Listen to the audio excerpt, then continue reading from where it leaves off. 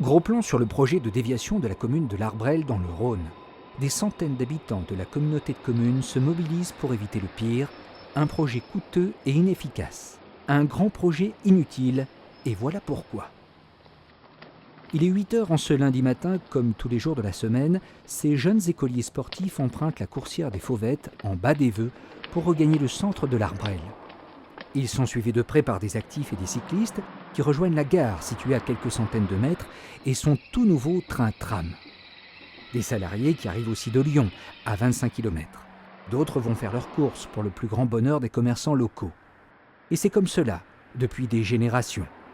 La mobilité douce et l'économie de proximité au quotidien. Mais en 2018, ces escapades pédestres appartiendront définitivement au passé.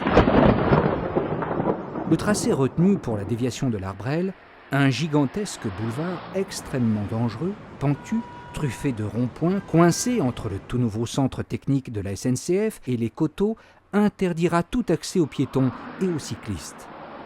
Il faudra prendre obligatoirement sa voiture pour se rendre à l'Arbrel. Un non-sens. Il est à prévoir que de très nombreux automobilistes viendront s'ajouter aux 6000 véhicules jour qui traversent déjà le centre d'Eveux, classé en zone 30. En 2018, la déviation aboutira ici, la zone des Martinets, une des zones commerciales du secteur, mais pas la plus importante. Avant d'arriver à cet endroit, l'automobiliste devra franchir cette voie ferrée qui relie la commune de Saint-Bel à Lyon-Saint-Paul. Et c'est après que commenceront les problèmes. Puisque la déviation n'ira pas plus loin.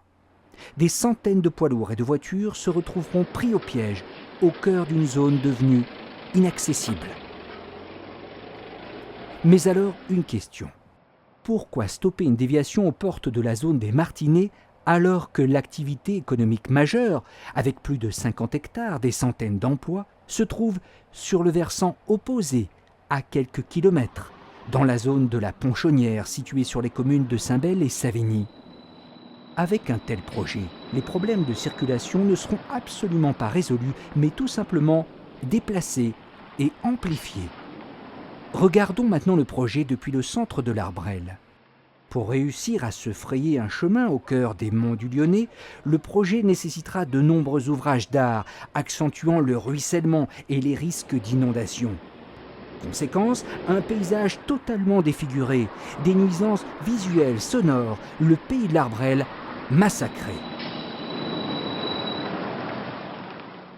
Un tracé inadapté, ce n'est plus à démontrer.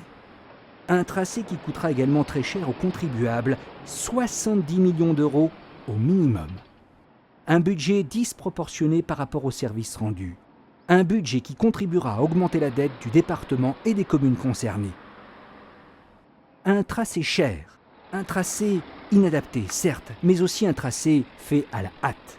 L'inauguration de l'autoroute A89, reliant Lyon à Clermont-Ferrand via l'Arbrel, est prévue pour la fin de l'année 2012.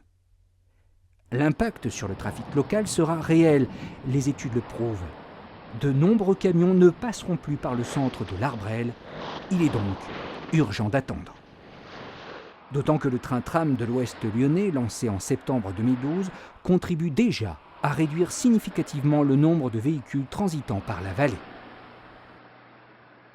Autant d'arguments qui plaident en faveur de solutions beaucoup plus durables, plus respectueuses de l'environnement, car tout cela, c'est sans compter les dégâts collatéraux, comme les nombreuses expropriations, les routes coupées, reconfigurées, qui empêcheront par exemple les Arbrelois d'aller à pied au cimetière pour se recueillir sur les tombes de leurs ancêtres.